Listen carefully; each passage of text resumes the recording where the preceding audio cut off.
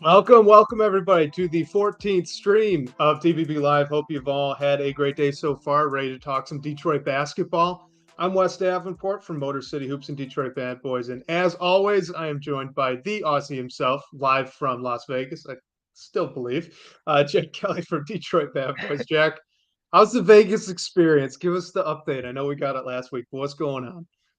Well, since we last spoke, there's been a couple of Pistons games played. It's been personally, I'm actually exhausted. I'm out of here in the morning, 6 a.m. But I'm gonna go to a couple of games tonight after this recording, just sort of soak it in. But the experience on the whole has been so cool. Just sort of being a beat reporter for a day or two was really cool. And I mentioned it in one of my recap videos, but shout out to Sean Corp and Harrison Fagan from SB Nation for just allowing this opportunity to come about. And then also just to the Pistons beat reporters, they were really cool and just sort of showing me the ropes. I didn't ask a question in the end, which I'm a little bit sad about, but it was awesome. I got to meet Bryce in person. We spent some time together. So met some other Pistons fans. It was a really cool experience, and I appreciate everyone who just sort of supported my little journey. And it's been awesome. But I'm tired, and I'm ready to go on holiday again after this. Love it. It's a work vacation. That's awesome. All right. Well, obviously we got some big Pistons news late last night, right? Isaiah Stewart's contract.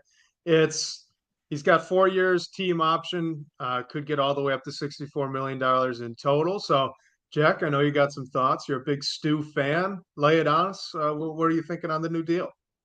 Well, I thought he should have got a max contract. No, but if we're being serious, I think we spoke about it just a few minutes ago, Wes, when I saw the news come through last night. Um, it was a bit more than I expected, but at the same time, I think I saw Laz Jackson put it pretty well. He's a fellow DBB writer who I'm sure everyone listening knows. Marvin Bagley's being paid $12.5 million a season. So I think it's only logical to think Stu was going to get around 14, 15, 16 million. And as you mentioned, there is some incentives in there to get it to 64 million. So it's roughly around 15 million a season. There's projection in that contract. Stu currently right now with the player who played last season probably isn't worth that right now. But Troy Weaver's obviously projecting that the 3-point shot gets there. I'm not sure this contract necessarily says Stu is a starter long term with Detroit, but I think it also is around that mark where there's a sort of investment in Stu maybe being a starter. Um, yeah, I think with any rookie contract extensions, there's projection and there's ifs and there's hope that the player sort of reaches a certain level. And I mean, I don't think people have been like it hasn't been said per se, but I've heard, and I know lots of people have heard that Stu is like a Troy Weaver guy. It's one of his favorite players on the roster. So I don't think anyone should be surprised. I get those. If you don't believe in Isaiah Stewart, then I see the concern. But if you believe in Isaiah Stewart, I think you're okay with this deal. And ultimately, I really don't think it impacts the Pistons long term. So I get that's sort of where I stand at it on it. Sorry. Yeah, well, and I think to your point with believing in Stewart or not believing in Stewart, I don't know, I'm not ridiculously high or ridiculously low on him. I think I'm fairly average on Isaiah Stewart. I think he could be all right. I think it could bottom out, but I think the interesting thing with the deal was how the cap's going to increase over time, right? By the time we get to year two on this salary, it's going to be it's going to be real close to the non-taxpayer mid-level exception. And sorry, excuse me. That's looking at guys like Dante DiVincenzo got it this year. I think Dennis Schroeder got it this year. Gabe Vincent got some of the non-taxpayer MLE with the Lakers just recently. And I feel pretty comfortable even, right now putting the current version of Isaiah Stewart in that class of player, right?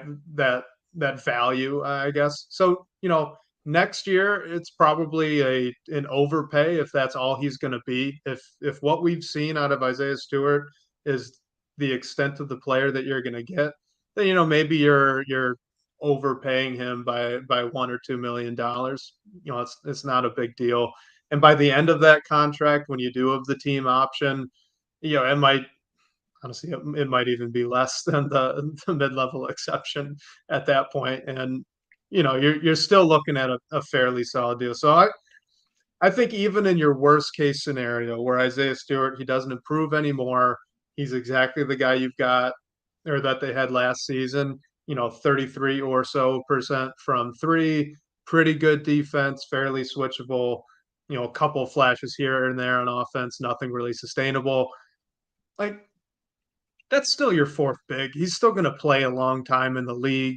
I don't want to say a decade. A decade's a real long time in the NBA, but like even that guy's going to have a good career. And paying him right around the mid-level exception, that's about right. So, there's upside if he does end up shooting the three really well, then you've got a minor steal there. It's a little bit of an underpay, and that's great. But overall, I was talking with Bryce about this. He called it the Troy Weaver special. I think it's spot on because he didn't really overpay. This really doesn't have any bearing on the long-term success or future of the Pistons organization, but it doesn't take away from any of Cade, Ivy, Asar, or Duran. It's just kind of eh. It's just eh. So we're still Yeah. waiting for a big free agency or trade move from him, and I think that's fair to say. Yeah, for sure. I think the Troy Weaver special, that's a really good way to put it. And I just wanted to list, I posted on Twitter before, but some of the under 30 sort of four men who got extensions this summer and the past couple of summers around the same mark. And we had Rui Hashimura, 17 million Mm-hmm. a season. Grant Williams signed for approximately 13.5 million. Bobby Portis, 12.4 million, and Brandon Clark, 12.5. And I'm not saying Stu's better than any of those players, but all those players have sort of signed those deals off the back of being on a successful winning team. And I'm excited to see Stu. I think we will see the true value of Isaiah Stewart in like a playoff setting or just a more competitive setting on a team that's winning games and where there's a more focus on the defensive end as a team. I think Isaiah Stewart will really pop, and it's just been tough. Like I actually see both sides to the people who are like, he can't score at the rim. His 3-point shot, I don't believe in it.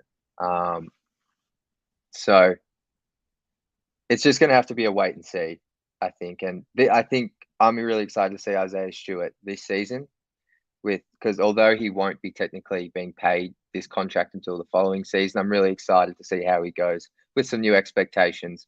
I'm not saying the franchise will put that pressure on him internally, but just sort of see how he plays, see if he can be healthy for a season, and just see how that jump shot fares across 82 games. Because I believe in the jumper. I've just got some numbers here finally. Before his shoulder injury on January 11th, he shot 36% on catch and shoot threes at around 4 a game. Not amazing, but that's solid. That's decent. So I'm excited to see how his 3-point shot looks in year 4. Yeah, I am too. I think to your point too, right, with the pressure, I think that's going to be a real thing. I mean, just intrinsically, right? You just signed a $64 million contract. Like you're gonna feel a little bit of pressure to actually go out and make that worth it, right? Prove that you're worth the $64 million. So I think that's a good point. He'll probably have a fire lit under him, and hopefully that turns out pretty well. I tend to buy into the shot. I think it probably stays around 35, 36. Like I question whether he gets 38 or anywhere near 40, but that's still passable. You just need him to shoot well enough to force closeouts. And the last thing I'll say just on the actual value of the contract, the guys that you threw out there, right? The Bobby Portis, the Grant Williams. I think there's a pretty solid argument to be made that both of those guys are better than the current version of Isaiah Stewart, but Isaiah Stewart's younger and you pay a premium for a guy who's younger and is seen to have, the potential to get to that level into the future. So I'm sure there's a little bit of that going on there too, right? Like if he was 26, he'd probably be getting paid a little bit less. For sure. I'm sorry, my stream dropped out for a second there, but I'm sure whatever Wes said Okay, made a ton of sense. appreciate it. Let's My what do you say bad. we dive into some questions? Let's go for it. Looks like we got a few. I just wanted to quickly answer this one from Gary. This is actually my third time in the US. So this is my second time in Vegas, but um, yeah, love coming to the United States. So I've had a great time. We've gotten sunburnt yesterday, so looking forward to. I'm actually going to Bali after this for a holiday, so probably get more sunburnt. But anyway, on to some actual basketball questions. From Camille. Jack, have you been able to speak to any of this year's draft picks? No, but I was about 50 centimeters away from them. I wanted to ask a Sarah question about just running in transition with Jaden Ivey because I thought those two had some really good chemistry in the second game. But Amari pipped me. He got in front of me with the question. So yeah, if anyone is ever thinking of getting into media and asking questions, you have to be assertive. That's the advice I'll give you. Don't think the mic's gonna come to you. You got to jump in.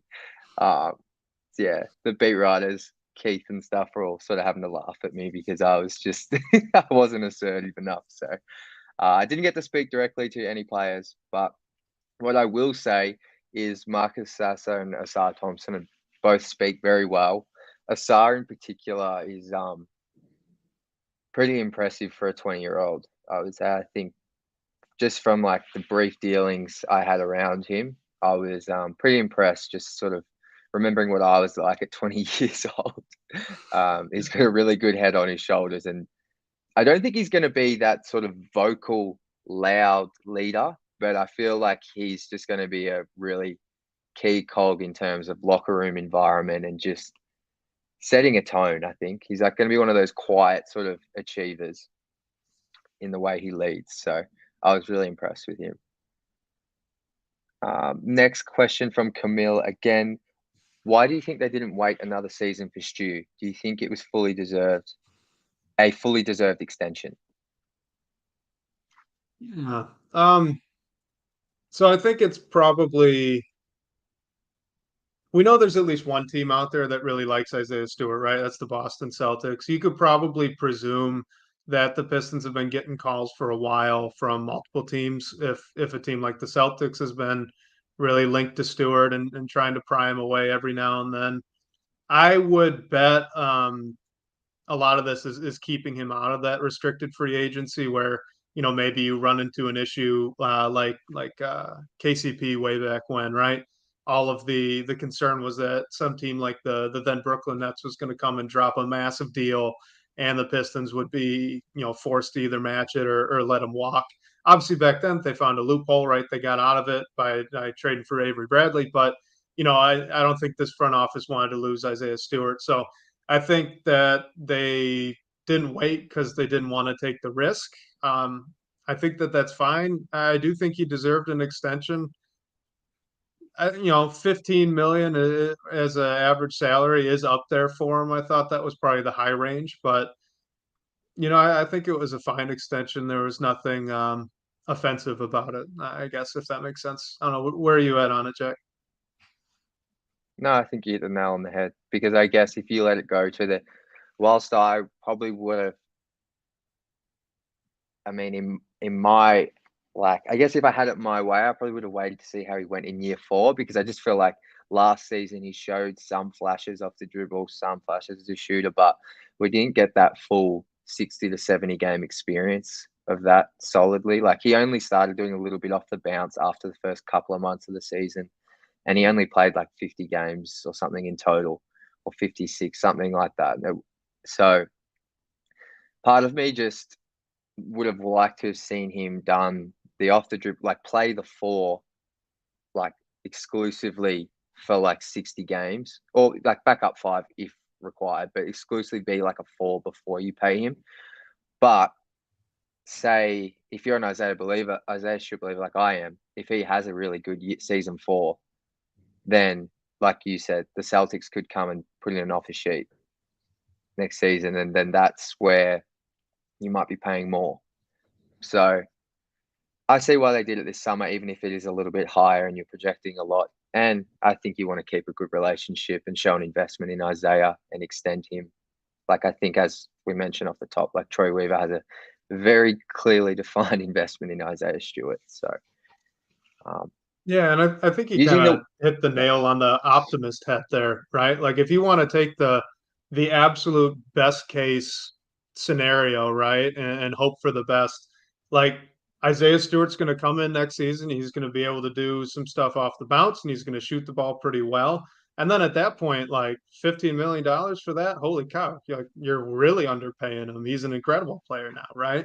So I mean, there's the downside risk on the rookie extension where he doesn't turn into all those things. He stays pretty stagnant. But there is, you're right to mention the upside there too. Like this could end up being a pretty solid underpay if like everything that everyone believes Isaiah Stewart could be happens. So yeah, absolutely. for sure. And yeah, like obviously I'm an optimist, like, and I think you are to an extent as well, Wes. So I just want to say, like, I get why people don't believe in that side of it, and I'm not ignorant to that. Like, I actually, even though I don't like the way some people go about it online, that's their business. I don't care. I actually understand why some people don't like this contract. I just disagree with how some people go about it, but that's not my business. But so I just want to like preface my comments by saying I'm aware of that. I'm not just a Stu fanboy. Next question here. I think we sort of touched on this. Why do you think so-called fans are panning the extension? Can you guys defend Stewart? Defend what Stewart does for the team? Well, I think we outlined it there. Wes, I guess I'll reframe this one a little bit. What do you see I don't want to say ceiling version, but like a 90th percentile outcome? Like, what do you see Isaiah Stewart contributing if he gets to like 90% of what he could be? I am still firmly in the camp that the best outcome you could really expect out of Isaiah Stewart is your third big off the bench who is incredibly switchable on defense, can switch out onto wings for sure, guards in spurts, and can hold his own in the post against some fives. That's going to be incredibly valuable in the playoffs, right? So he's going to be a high minute backup 4 or 5, and someone that can hit probably about 36 or so percent from three, fluctuate that up and down 1 or 2% a year, and have just enough of the ball handling to attack a closeout if it's too aggressive. So, really you're looking at functional on offense on catch and shoot and some rip and goes, pretty good dribble handoff guy because he can pop, and then very good rotational big man defense off the bench. So I still think that's his ideal and best case outcome is just an incredibly valuable playoff third big. Yeah, I agree. I think just for a comp I've liked for a while now, that a lot of fans will know this player is the PJ Tucker mold type of player. I think that's what I see for Stu. Undersized, but can give you some rebounds, defend. Yeah, I think you outlined it pretty perfectly there, Wes. Next question. How do you feel about the off season after seeing what a star's potential could be? Cool. Well, it's addressed to you, so why don't you go first? Well, I can go first. I've been pretty impressed with Asar. I'm excited to get Wes's views on Asar. I've sort of spoken a bit about it on a couple of recap videos. But both of us weren't, I don't want to say we weren't high on Asar, just of those guys who were in Detroit's range, we both had him last. Like, so to see him in person, I think we were both though in the camp of saying he has a very high potential. We're not as confident he can reach that, but after watching him, I feel pretty confident saying he might be Detroit's best transition player, at least orchestrator, like at least running the break, making decisions.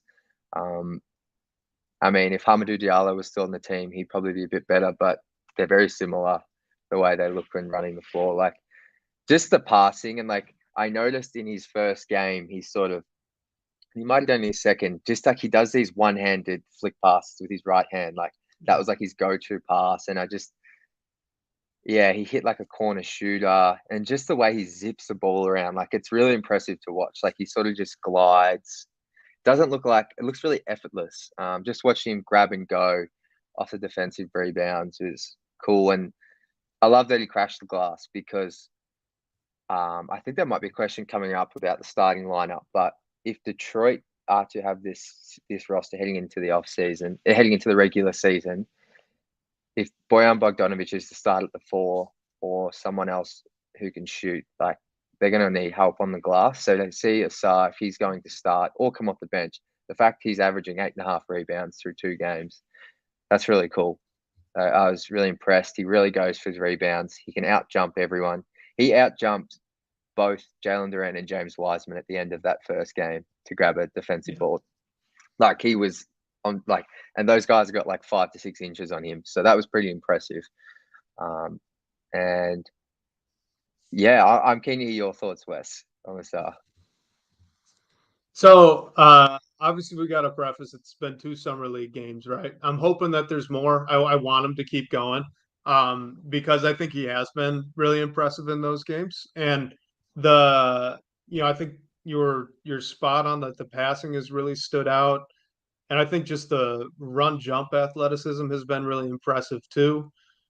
I would like to start to see some, a little bit more featured on, dribble drives because that was a little bit of a concern I had with him coming in, and then I'd like to see it more than twice a game that we've probably gotten or so. But I mean, definitely as a transition athlete, he's really stood out. And the little thing I've been very impressed with is his quickness on defense.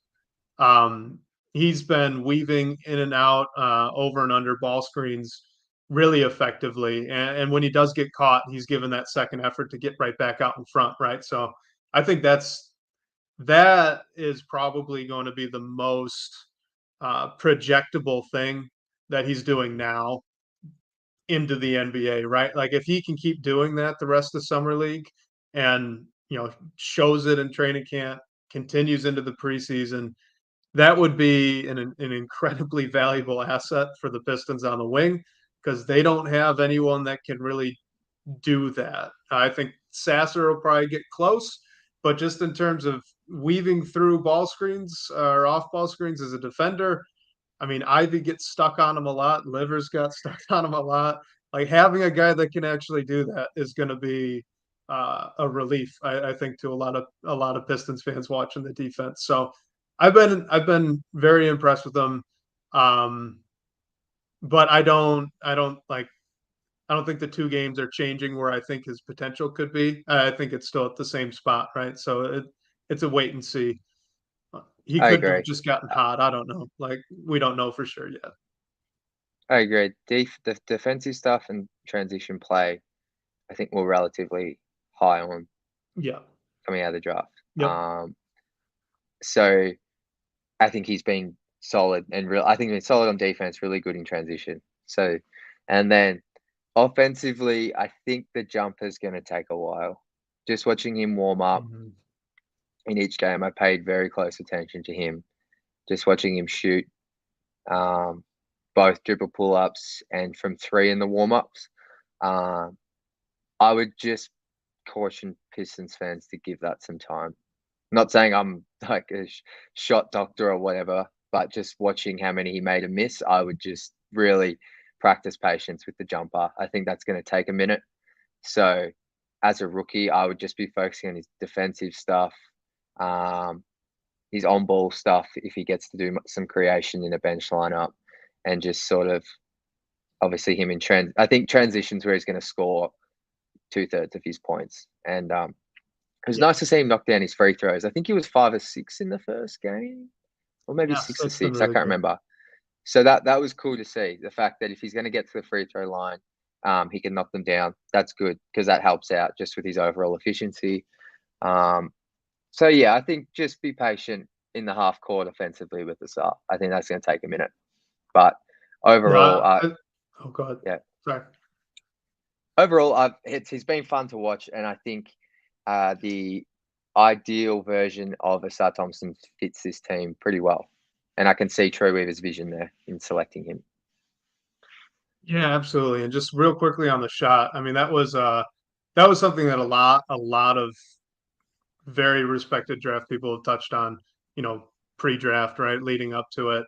And I think the big issue with it really shows up when he takes it on the move, right, off a dribble drive, pull up, or he's had a couple of like rushed end of clock situations where he's just trying to get something up. Yeah, It's really stiff. His hips are really stiff. He doesn't square up well, and then his upper body's pretty robotic. And when you combine those two things, it can get pretty rough. So I think, yeah, we really need to be patient with him on the jump shot. I think it's something that could come along, right? I mean, anyone could be a great shooter. He's definitely a worker. So hopefully it does. But then just the fact that offensively he's been able to do what he has so far in Summer League, while I mean, we could probably count on one or two hands the number of plays that have been ran for him over the past two games. So the fact that he's made an impact on the offensive end while not being featured, I mean that bodes really well for a guy that's probably going to be playing almost exclusively off the ball in minutes with next to Cade and Ivy, right? So yeah. as an off the ball transition guy, being impactful like that's very impressive early on, like your first NBA experience. So Yeah, I think yeah, I'm lockstep with you. well, no, well put. And I think the thing that was most impressive for me was that second quarter was when you mentioned it before. He took like 3 dribble pull ups. I think he just touched rim on a couple and airballed one. And I don't care who you are. I didn't play in the NBA, but I don't care who you are. When you shoot like that, that takes a hit to your confidence. So for him to come out in the second half and play the way he did, that guy thought he was arguably Detroit's best player in the second half. I know Ivy played pretty well He might against the have been. Rockets, but I think Asar made more impactful plays. So to see him bounce back and just show that resiliency, I was really, really impressed by that. That was a question I wanted to ask him, but I couldn't figure out a way to ask it without sort of saying you played bad in the second quarter. I was struggled, but I wanted to ask him about his resiliency and his mindset because I was really, really impressed to see him bounce back in the second half like that. Next question here from Derek Brooks. I love this one. Most Me underrated too, because performance of he's the stood Pistons out. summer league was, yeah, it was Buddy Boeheim. Pistons fans would rather scream nepotism, but if he was wearing a Heat uniform, they'd be saying Miami found another gem. First of West, all, Derek, I love the wording of the question because that's hilarious. He'd be the next Duncan Robinson right after these two games. No, Buddy stood out for good reasons. Finally, it I think his two games really just show it's a make or miss league, right? I mean, he's not functionally he isn't doing anything differently than what he did when he got minutes with the Pistons last year. He's just spotting up outside of I think there was one kind of elevator screen play they ran for him in the most recent game against the Rockets, and he made that too. But for the most part, he's been standing still, catch, it's up right away, right? And he's I don't even know if he's missed from three yet. But if he was missing, we'd be talking about how bad he's been playing, right? So it very make or miss league. And I'm happy they're going in for him, and hopefully that keeps up. yeah, I don't have much to add. He shot the lights out in both games in limited minutes, which is always hard to do to come in. Like I think he scored 3 threes against the Rockets in like 5 minutes. So props to Buddy. He had a no dip 3 as well, which I loved. I did get a clip of it Yes. on my phone, but I didn't want to subject Buddy to hate by posting it because people always get in there and, as Derek said, yell nepotism. I do get why people are frustrated. He was on the roster last season because he struggled, but hey, he did his job in these 2 games, so good for Buddy. I hope he gets contract with a team after this, and yeah. Good for Yeah. Buddy. And like quickly, Next, yep, everyone always says it, right? But it really is ridiculously hard to come off the bench after, yep. 6 minutes from 6 game minutes from when you've warmed up, come in and just like bang three threes in a row. Like that's hard at any level. So props to Buddy. That good shoot. No, I echo your thoughts. Next question from Mantis on break. Do you think Bogey will be traded before the season starts to make space at power forward? I am gonna Where are we ride at this on this? bandwagon. Yeah, I'm gonna ride this bandwagon until I'm proven wrong. But I think Bogey is the starting power forward. I think that's what it is. So no, I don't think he's going to get traded. They haven't wanted to or seemed to want to trade him, right? Or maybe no one's been offering enough of a package to actually make it worthwhile to do. But for whatever reason, he's still on the team. He's one of the best players on the team. He can get you an efficient 20, 22 points a night while shooting close to 40% from deep. So I think you're starting him and Asar and just telling Asar to guard whoever Bojan can't, and then hope for the best. Yep, I'm with you. I think he's on the roster. I know some. I know they could. I feel like there is a trade, but I don't. Like you said, he was this team's. Was he the team's best player last season? Like I think he was. Once Cade went down, he absolutely was. Like not Like even close. Jaden showed growth, but like there's a lot of up and downs with him. Um, Bogey was like even with how sort of much he struggles defensively, his offense was nuts, like crazy. So Yeah. yeah, I'm on team keep Bogey. I know this team sort of has a deficiency in draft capital, and I see the argument for trading him for like a future first, but yeah, I really want to see this team compete to some level this season. I think everyone does. That's why, like, Yeah. sometimes I see people throw out trades for Bogey, and I'm just like, is getting that first round pick back as valuable as, say, winning X amount of more games by having him? Because he also helps open up the floor significantly for players like for all the Pistons' young core. Go through that core for Cade, Ivy, Duran, Asar. They need spacing. They all need spacing. None of them have shot league average league average and 3-point line. They need spacing, and Bogey does that the best of anyone on this roster. So I personally think he helps the development of the core four the most. Does he? I don't know. I don't think that's crazy to say. So I think I would like to see Bogey on the roster next season. Yeah. I mean, I don't think what you said is crazy to say at all. And with the trade Bojan for a first round pick thing, I was trying to scream this on Twitter this past year's trade deadline, but like if you trade Bojan for I mean, you're not going to get a lottery pick for him, right? I mean, unlikely to get a lottery pick for a guy the age that he is. So you're looking at probably something in the late teens, early 20s.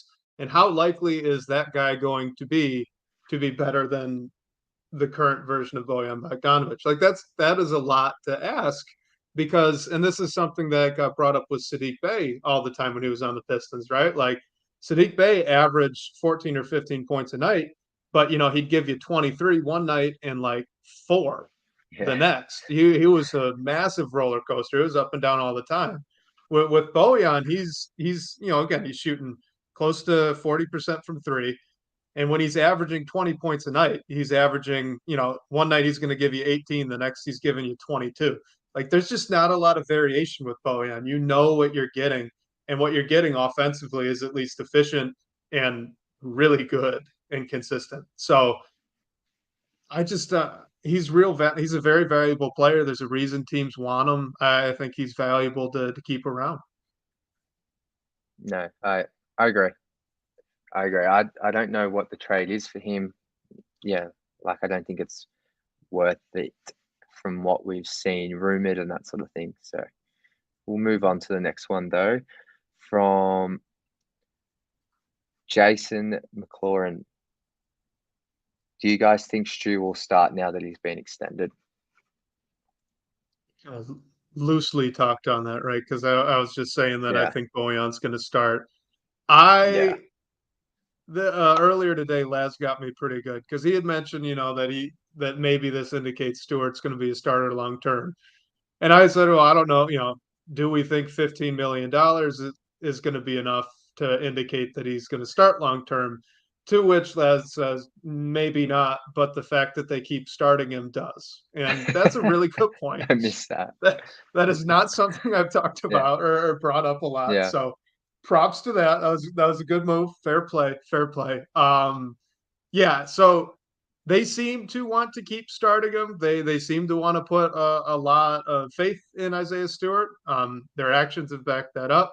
The only the only wrench I will throw is I believe last season the year started off with Bay and Bojan as your starting forwards, and the rebounding was just awful.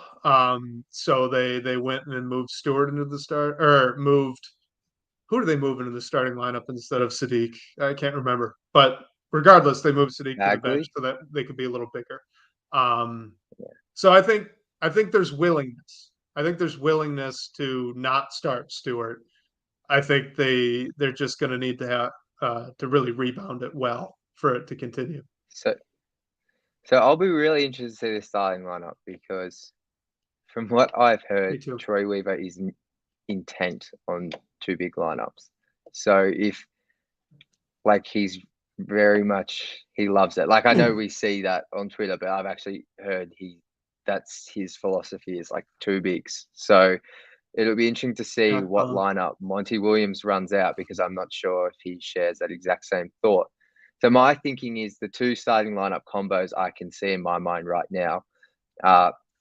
Obviously K, Jaden Ivey, and Jalen Duran, and then in one unit you have Osara at the 3, Boyan at the 4, and then in the other starting unit it's Stu at the 4, Boyan at the 3. That would scare me with your wing defense, that second one, but I think it helps your rebounding and interior defense a bit better. And then the one with Bogey at the 4, I think that helps your offense a bit better, but you give a little bit up on the boards. So even with Asar at the 3. So those are the two lineups I see at the moment, the starting group. And I'm going to be really interested to see the starting line. If this roster is essentially the same, I'm going to be really interested to see the starting lineup opening night. Yeah, me too. And to your point with the two big things, Troy Weaver loving the two big things. I think I think looking back on Dwayne Casey's tenure as coach under Troy Weaver, there's a little bit of a chicken and an egg thing going on there, right? Because obviously Casey did a lot of two big lineups, but we also know that Casey and Weaver were pretty lockstep in just about everything that they were doing. So was that coming from on high, right? Was Weaver mandating that, or was Casey just like, yeah, definitely that's what's going to happen. We're going to go too big.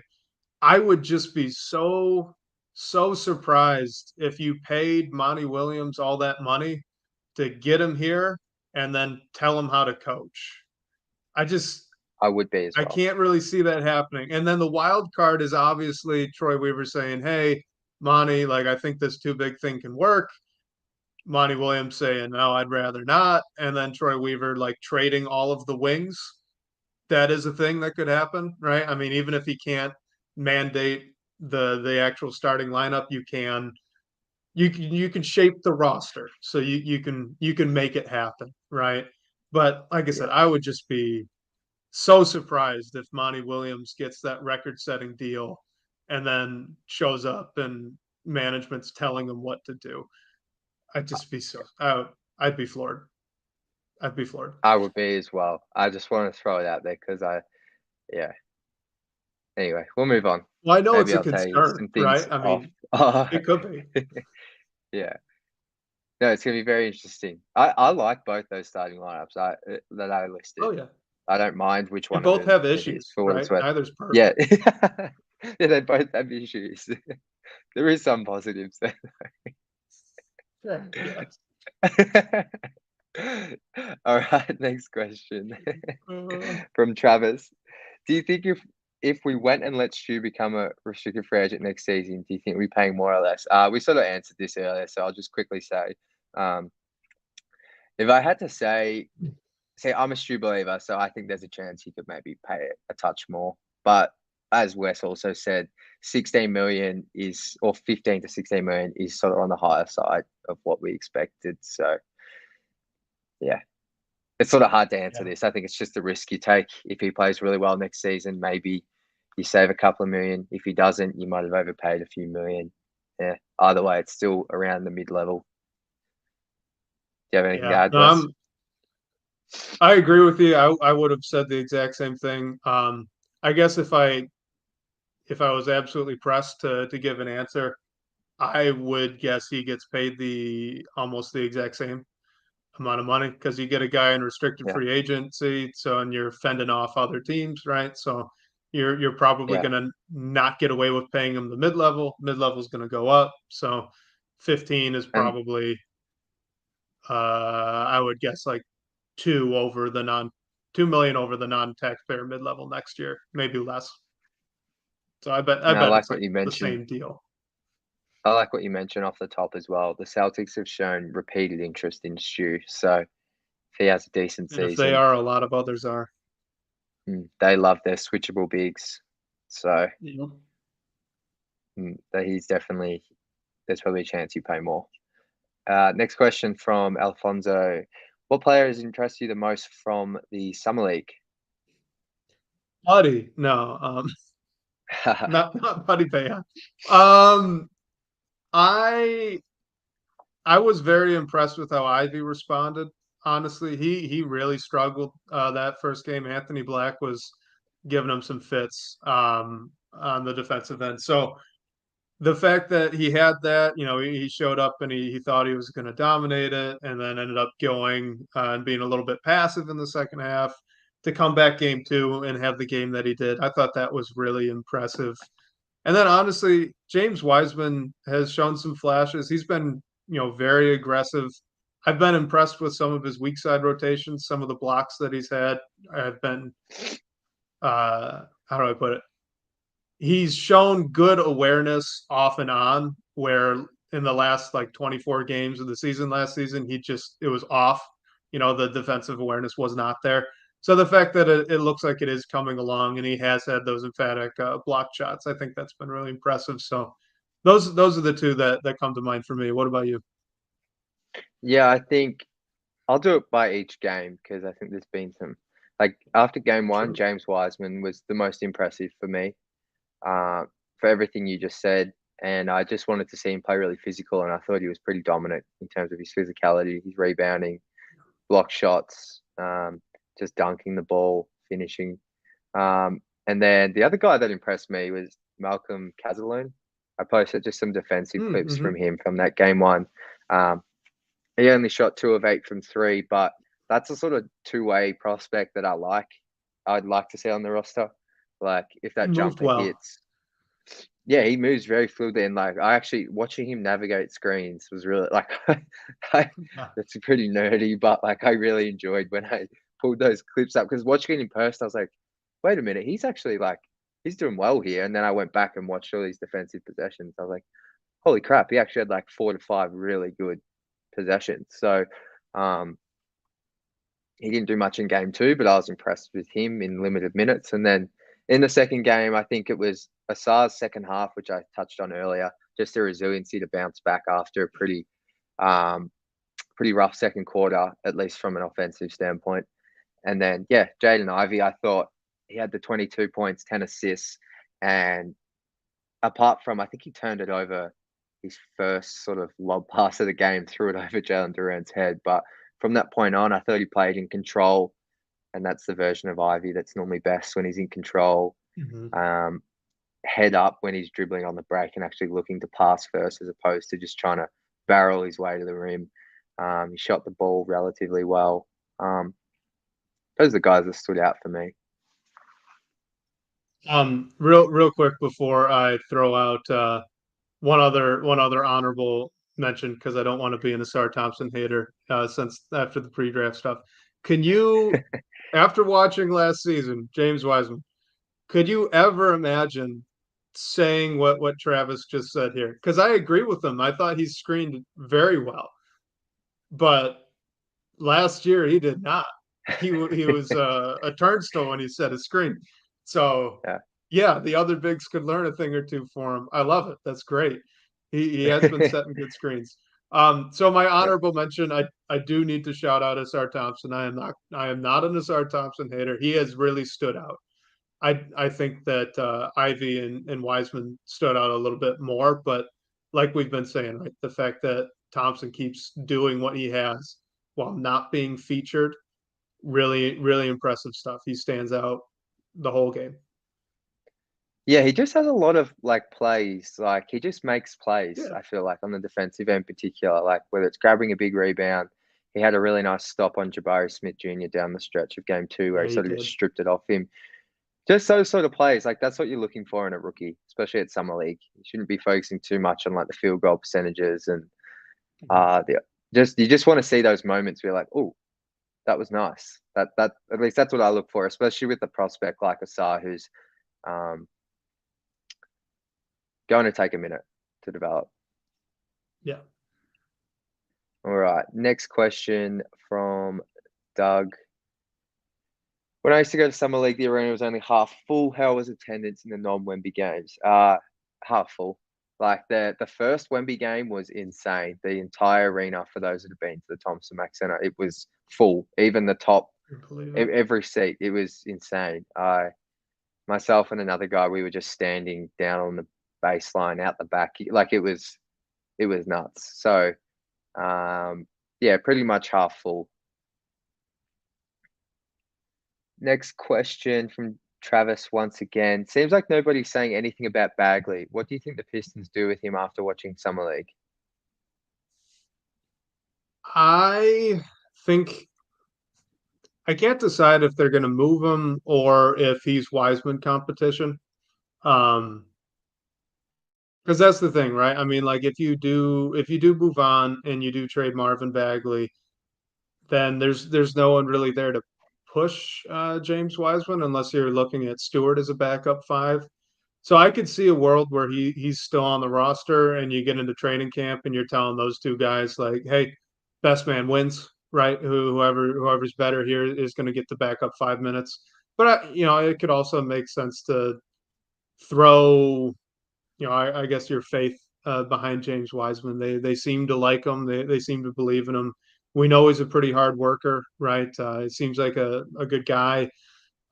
Everyone only has positive things to say about James Wiseman. So, I could see that happening too. I'm not sure where it's going to go. And the more time that's passed and that I've had to think about it, the less confident I am in a trade. I'm kind of it's a coin flip if they're going to move on from him or try to keep him around.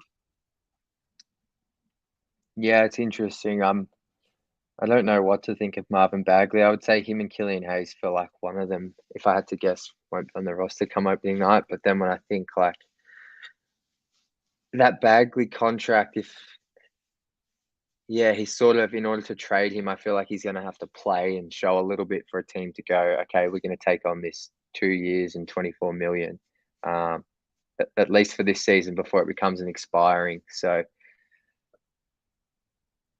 I think he's the more of him and Wiseman. I think he's. I don't know. I actually really don't know. It's quite confusing. Like because I was going to say he could be Wiseman's insurance in terms of if Wiseman's the starting backup center to start the season, then if he's really struggling, Bagley comes in. But I could also see that not sitting very well with Bagley. But I mean, ultimately, what has Marvin Bagley, James Wiseman, what have they sort of shown in their careers to date that sort of earns them, that means they should get 18 to 22 minutes a night? Um, they're both number two overall picks who've struggled to sort of find their footing in the league due to injury and other things. Maybe one of them just does miss out. I know when the Pistons got Nerlens Noel last season, I thought, oh, yep, he'll be the backup center, and that never happened. That never came to eventuate. So maybe Marvin Bagley is that guy this year who just does start on the bench and James Wiseman gets the backup center minutes, and if Wiseman's struggling, maybe Bagley takes his minutes and vice versa. I guess with a new coach and a new set of expectations, it's tricky. We're not going to really know, I feel like, until training camp. So, And that's you're where I'm at on smart there to Bagley. mention the injuries, right? I mean, both of those two, Wiseman and Bagley, have been hurt a lot early here in their careers. So, I mean, maybe you keep both, assuming at one point one of them's going to be hurt and the other can fill in, and then you just hope that the other then doesn't go down too. Yeah. Well, that's the thing. Yeah, like you said, there's bound to be an injury. It feels like so. Fingers crossed there Yes. isn't, but with the way things have gone in their careers and just last season, it feels like one of them could always be out. So hopefully that's not Hmm. the case, but you never know. From Doug, what do you guys think of Sas's potential? I'll let you go with this I one, said it Doug. on draft night. He reminds me a little bit of Lindsey Hunter for an old school Pistons comparison there. I mean, he's just such a dog on defense, and Sasser can shoot really well. I think if all pans out right for him, he's a really, really valuable backup guard. Probably playing backup point guard. I think he can get away with him at the backup too. I mean, it's just the bench role, right? I don't think he's ever going to be a starter, but I think he's a really valuable backup guard in the best outcome. Yeah, I'm with you. I think he's a backup guard in the best outcome, sort of a shot first, score first sort of guard that you can play alongside your point guard or your distributor, whoever that might be. I think he fits alongside all of Asar Thompson, Jaden Ivey, and Cade Cunningham quite well. I'm not taking too much away from his first two summer league games. I thought he was solid in game one and sort of went missing a little bit in game two. But I think if Jaden Ivey and Jalen Duren, I don't think there's been an announcement, but I feel like they probably won't play any more games at summer league. I think they've shown enough. So I think there's more opportunities coming for Sasser in the next couple of games because the first couple of games have heavily featured possessions from Wiseman, Durant, and Ivy. So I think he's just sort of found it hard to find his shots, find his spots, and then when he has shot, that hasn't gone down. So, but I've got no concerns with his jump shot at all. He's probably apart from Bojan Bogdanovic and Alec Burks.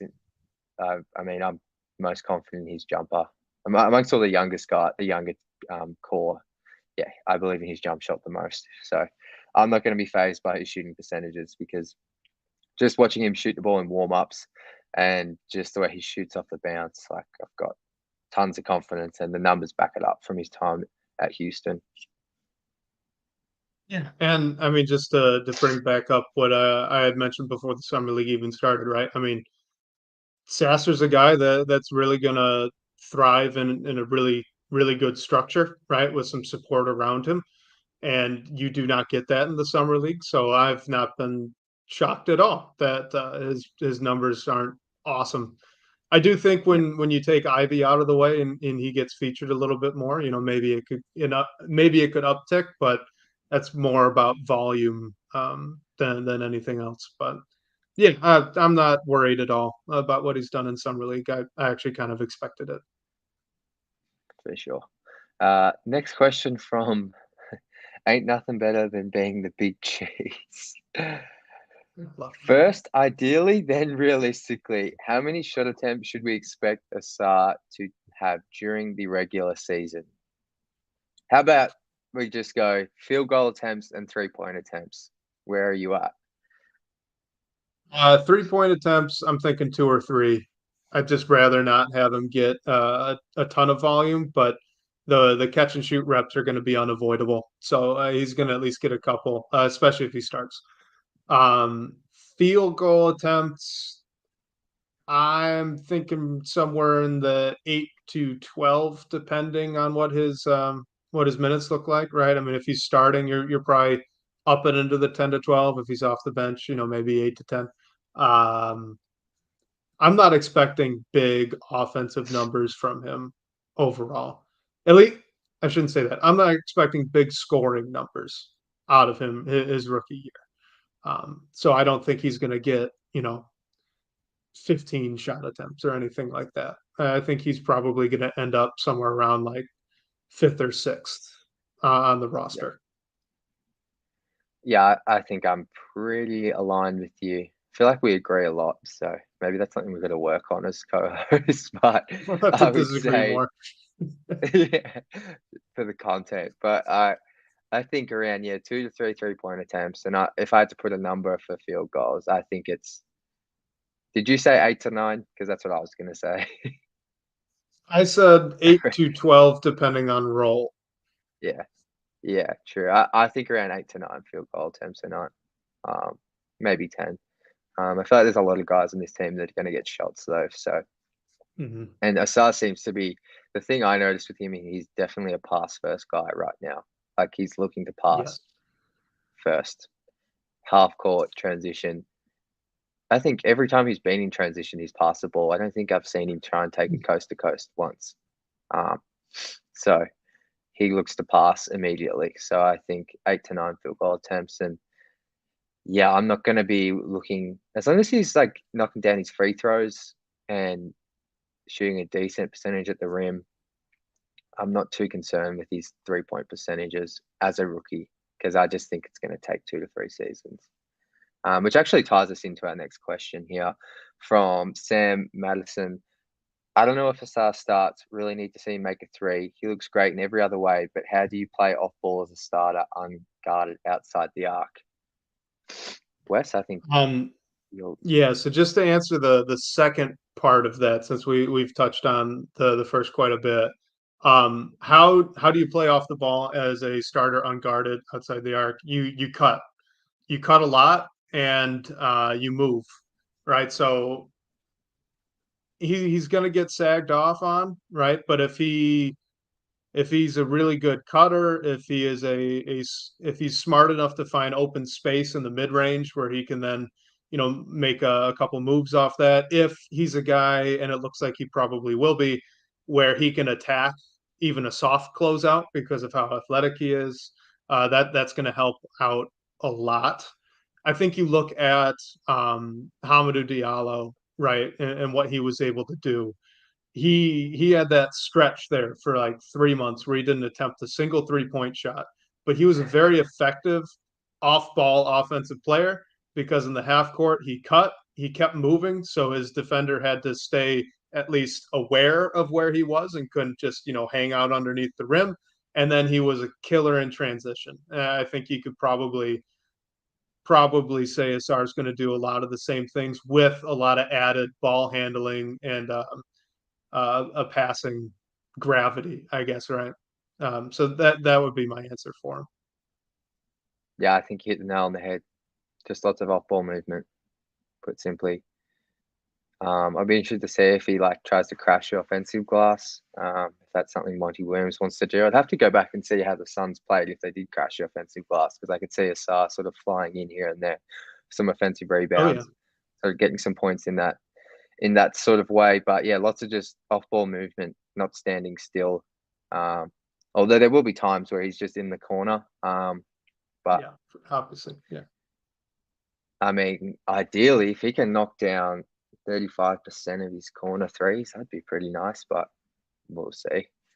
We will see. I do with the movement. I think a lot of people just underrate how important it is just to even like relocate, right? Even if you're not a shooter, if you're in the corner Well, and then you like lift to the left wing, like your defender has to notice that and mm, shift with you, even if they're sagging off a lot, even if they're playing like way low on 2 passes away on help, right? If you lifted, that means someone else has to drop it. It still shifts the defense. It still gets things moving, and it can confuse some things. And it might open up a cut. definitely. It might open up, even just flaring back even deeper to make them shift again. Like they're they're not going to play Ben Simmons defense on them. So just even the little things, moving like 5 feet on the court, is going to really help him out and help the spacing issue.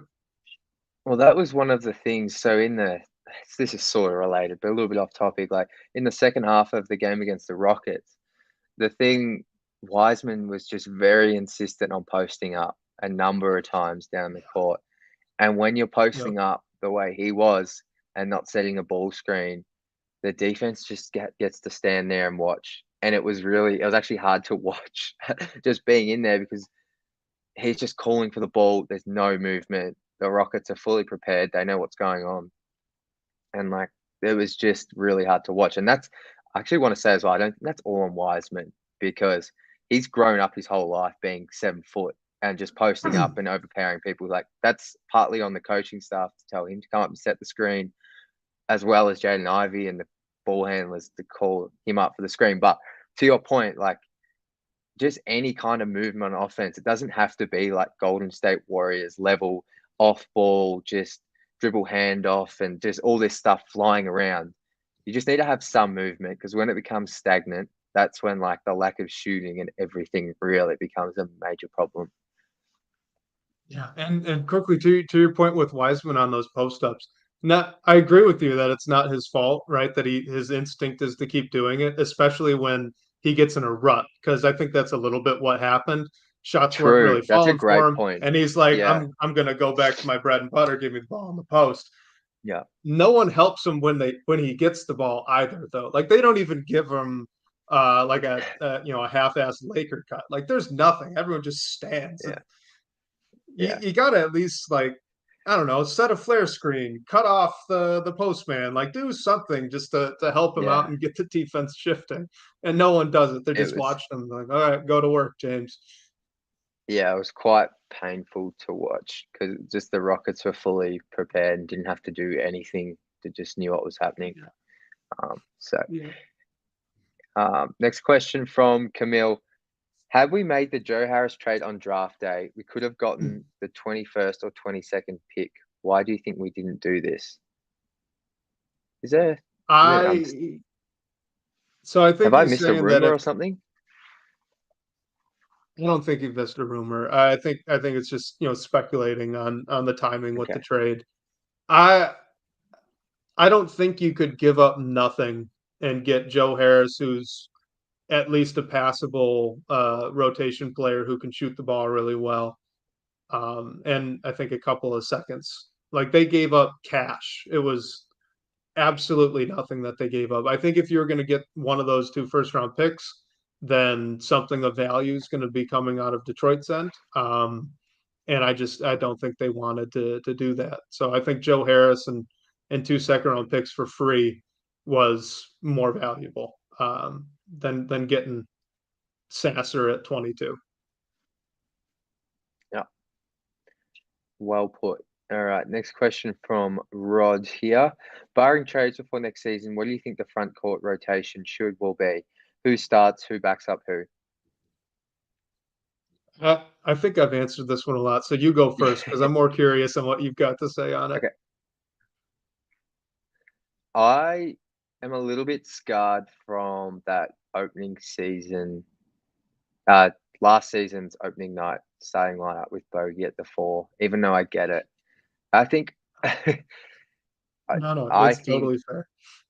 yeah, I think I want to see, I think just to start the season, I'm okay seeing Stu and Duran start. And then I think based on just what we've seen and heard, I think Wiseman will be the first big off the bench. So that's your 3 big rotation. And then I think Boyan sort of rotates in playing some 4. Yeah, I'm really struggling with this Wiseman Bagley thing. I'm probably just going to go with the fact that one of them doesn't play. No, I don't, yeah. So just to just to put to finish that, I got Stu and Duran, and then I think Wiseman's your backup 5, and I think Bogey plays some 4 in there as well. Leonard's getting any minutes? Yeah, I don't know. Joe Harris. We had this happened last week. I completely forgot about Joe Harris. He could Well, also Joe play Harris some can't 4. play up at the 4. Well, I Don't think hurt yourself. It's bad news. he can't. I was okay. While you're doing your answer, He's I'm like going a to see if he played any 3-2. 4. If he did, they were just going super small. He can't. He's not I'll big check. enough. He can't Yeah, guard. So while you're looking that up, I think if I'm running things, it's Boyan and Duran starting, and Stewart and probably Wiseman, just because. No, all right. If I'm running things, Bagley's going to be the backup five because I think he's a better player right now than James Wiseman is. If I had to guess what's going to happen, the only two players that make me pause a little bit are Wiseman and Livers because the Pistons they talk very very highly about both of those two guys, and the way it stands right now, I think Livers might be out of the rotation entirely, depending on where Boyan's going to play. So, um, my guess as to what happens opening night is still Boyan and Duran, and then Wiseman backing up at the five, and Stewart yeah. there at the four. But I don't know. Maybe there's a wild card where Wiseman and Bagley both aren't playing. Stewart's your backup five, and you've got Livers there at the backup four. I actually wouldn't hate that Well, at all, with the amount honestly. of I just don't yeah, see it I happening. was I was just thinking with the amount of veterans on this roster, if we're answering this question saying barring trades, you've got Joe Harris, Boyan Bogdanovic, Alec Burks, Monte Morris. That's four guys. There's going to be a couple of young guys that just miss out. So Yeah. now, like thinking back on it now, I think I'm confident in saying that one of Wiseman, Bagley, and Livers is just going to be out of the rotation, maybe two, because I can't see Monty Williams running 11-man lineup. And I think that's just God, natural no. progression. If this team's going to win games, I don't think there's ever been a young core where every first and second round pick is like contributing. So, I looked up the Oh, Joe and I Harris think, thing. He played. oh, sorry. I'll just Go quickly through get it. this in.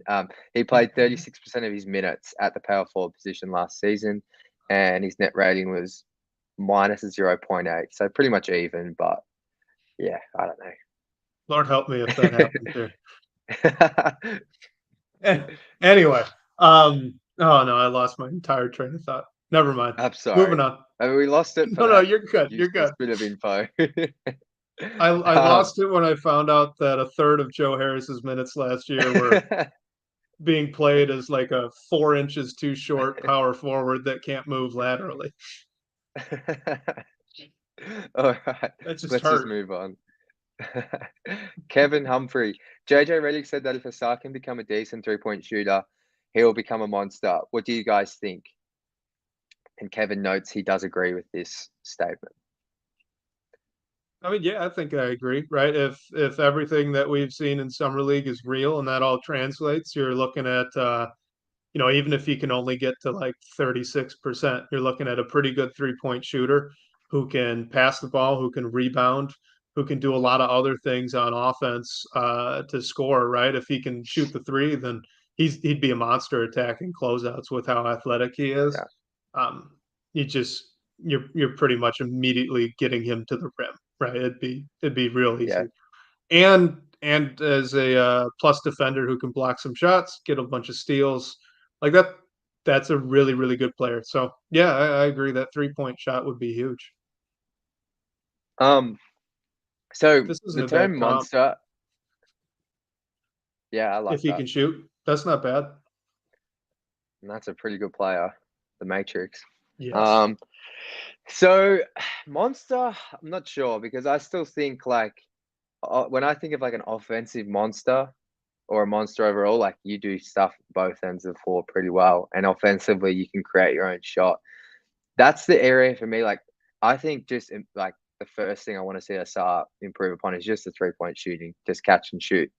Make the defense have to honor you and guard you. I think that will be the best thing for his career overall because I think defensively in transition he is going to be a monster, but offensively I think there's still like he's got to know like his handle looks good, but I'm not sure he really like is able to break down players and like run pick and roll. And he doesn't really need to with this Pistons team, but if we're just looking at him as a player for his career per se, the 3-point shot and his creation in the half court were like my two like sort of not red flags, but just the improvement areas. Because I think when you look at his brother, I mean, like yes, he doesn't have like the jumpers a massive work in progress, but he can sort of break down guys off the dribble and get to the rim a bit better by himself and just in pick and roll, whereas Asar's more like cutting off ball, sort of like just opportunistic stuff in the half court right now. So if he can get the 3-point shot, he can be that Andre Iguodala type player. I believe, like, I think that's why I like that comp so much, because I don't think Iggy did, like, he was a pretty good passer and playmaker, but I don't think he ever became that true shot creator in the half court. I don't think he actually wanted to be. He might have had the potential to be, but he liked being that more of that connector and transition player. So yeah, if he adds that 3-point shot, though, he is going to fit alongside this young core incredibly well, and the Pistons will see success from that. That is for sure. So the interesting thing with Iguodala is early on in his career, I think the season after, it might have been right after Allen Iverson left for Denver. Or maybe during. Iverson might have been there. I can't remember. I cannot remember for sure. But there's a season where Andre Iguodala was basically told to go get some buckets, and I think he put up like 25 and 5, 20 space 5 space 5, right? Not 25 Yeah. points a night, but on pretty good efficiency. I think it was about 35% from three or something like that. So like he gets remembered for his Golden State years and his Denver year, where he's really, really good player, probably like 13 points, 6, 7 rebounds, 4 or 5 assists, and that's awesome. But Weaver made a point in that post draft press conference to call out 76ers Iguodala. So I think the vision is more someone that can get you like that, maybe like 18, 7, and 5 assists or something like that. And we'll see. We'll see. I think he's, like you said, he's going to have to create a lot more space off the bounce, and you want that 3-point shot to come along. But yeah, Iguodala was interesting. He was a real interesting player. Interesting is a good way to put it. Yeah. I'm excited just to have that type of player though on the roster. Like that was just as a pure fan, he's just a player this team hasn't had like before. When was the last time, at least since I've been a fan, like when have they had that wing that sort of pass first, stuffs like the box score, like is a thing of beauty. Like there's something in every column and it's normally like it's at least two. Like just that Yeah, sort of I feel like we're gonna get so tired of the word connector. Like, but it's just like because we it's got fun two to of just them have. now. Yeah, like it's just gonna be fun to have that sort of play on the roster, like because it's just something I haven't had as a fan or I can remember on the wing. It's just that athletic. Stanley Johnson was a little bit, but I he was going just to say, didn't would have you the. bury me too much if I said Stanley was kind of that guy? Well, he Not the was, but athlete, not remotely the yeah, athlete. I think the athleticism's the difference maker. But he did sort of rookie Stanley Johnson. I don't want to get off topic here, but I thought he had a really good rookie season. It just didn't really eventuate to anything, unfortunately. They tried to play him at the shooting guard for some reason. They need to dig that back up. Good Let's old move on. days. All right, let's Yeah. move on. uh, Erwin Raphael, would you be happy if we make a big jump in defense, even if there's only a small jump in offense next season? I think I know the answer to this one.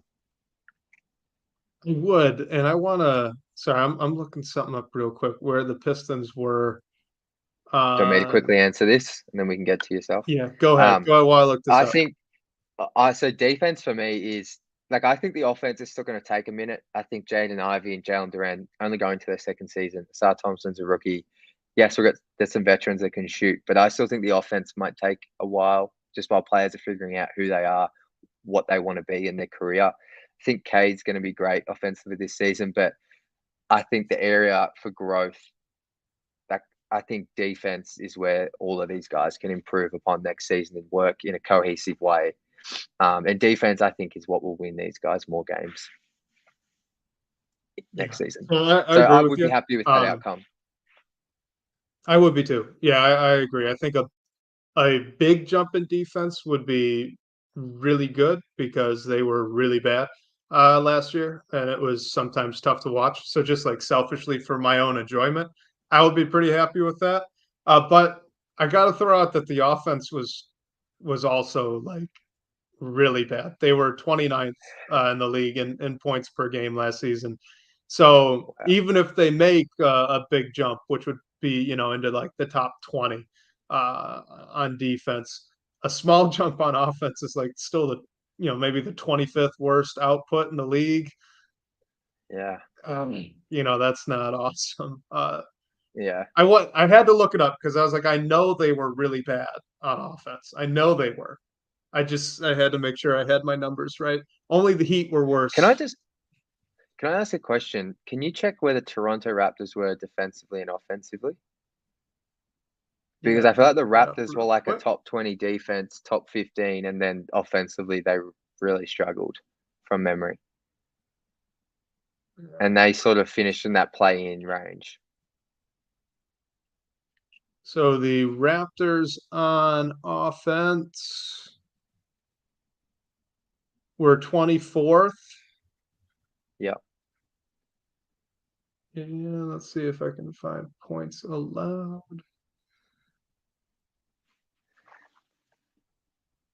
So I don't know. That might just be if the Pistons go per Irwin's question, take a jump defensively, small jump offensively. Maybe they're like that.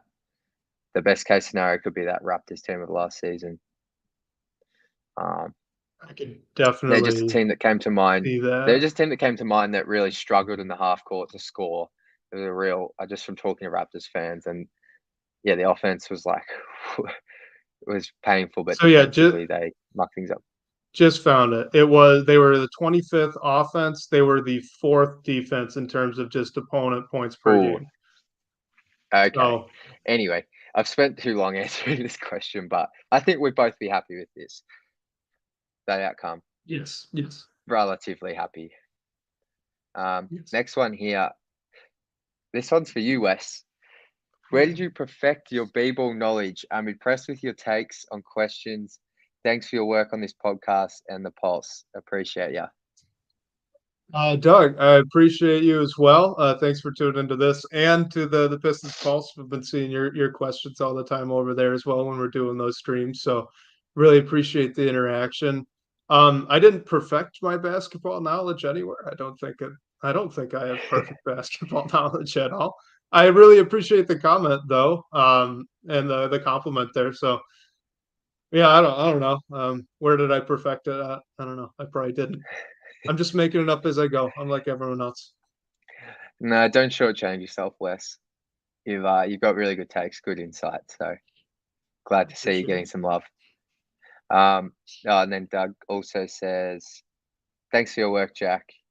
Sorry for all the questions. We love the questions. This show is Yeah, for don't everyone to ask apologize for that. questions. So ask as many questions as you want. So, and he also shouts out Woodward Sports and Pistons Pulse. So love the feedback. Thanks, Doug. Appreciate it. Next question from Gabe. What do you guys think Durant's ceiling is? Kevin Durant? Kevin Durant. Don't I no, know Wes. no, it's Wes not loved Kevin Durant. Wes loved the stuff off the dribble, guys. So I did not. I I'll did let not. you We lead don't this one have to off. get into it unless we do. Um, No, let's just in talk about terms of his his ceiling. ceiling, Yeah, yeah. In terms of his ceiling, um, I don't really think I don't see the whole Dwight Howard thing. I get it. I see where it's coming from. I don't really see it with him. Dwight Howard, even early on, was a pretty incredible shot blocker, and just physically ridiculously dominant, and imposing when he played. And I think that honestly might be a pretty good thing. Jack would love that. Jack would love Andre Drummond. But I think it might be honestly a good thing that Duran isn't going to be Dwight Howard because I'm not sure how good Dwight Howard would be in the style of league that we are now. So I think the one that he keeps mentioning, that Duran keeps mentioning, Bam Adebayo, I think that's a pretty good one. Personally, I've got him pegged more in that Robert Williams from the Celtics role. I think he could be that type of guy. And like Robert Williams, I don't think gets enough love because he's an yeah, incredible defender, incredible shot blocker. very smart on offense, makes smart basketball plays, and is just a killer on the pick and roll. So um, I think that sort of mold, something in that range, right? Anywhere between Robert Williams and Bam Adebayo would be where I think his ceiling is. I think so. I agree. I actually don't have much more to add. I think Rob Williams doesn't get enough love because he's out so often, but he was Yeah. instrumental to that Boston turnaround when they made the finals a couple of seasons ago. He was, I mean, obviously Jason Tatum and Jaylen Brown sort of lead from the front, but in terms of defensively, like Rob Williams and Al Horford, like they were at the top of the reasons for why they sort of had that major turnaround. So if he can be Rob Williams, that's a pretty special player defensively and then offensively too. Because Rob Williams, he can throw some passes as well. Yeah, Um, you can. like he's not just a rim running big, although he probably gets put into that category. I just think he hasn't seen enough court time to be able to sort of flourish like you've seen on defensive end, but he's constantly got injuries. So Durant seems to be Yeah. pretty durable so far. I don't think even at Memphis he had much of an injury history. So, I mean, if he's Rob Williams with a bit extra, that's the anchor of your defense. That's a good player. It's a really, really good player. And I think that's After, good enough to oh, say, it's part of the core. Like I don't think that yeah, that's underselling what he could be. That's still a guy that like you're going to pay good money to keep around. So definitely. I agree. Rod Love 313. After Sunday's game, fans were still talking about Cam Whitmore. Asar will be a better player. What are your thoughts?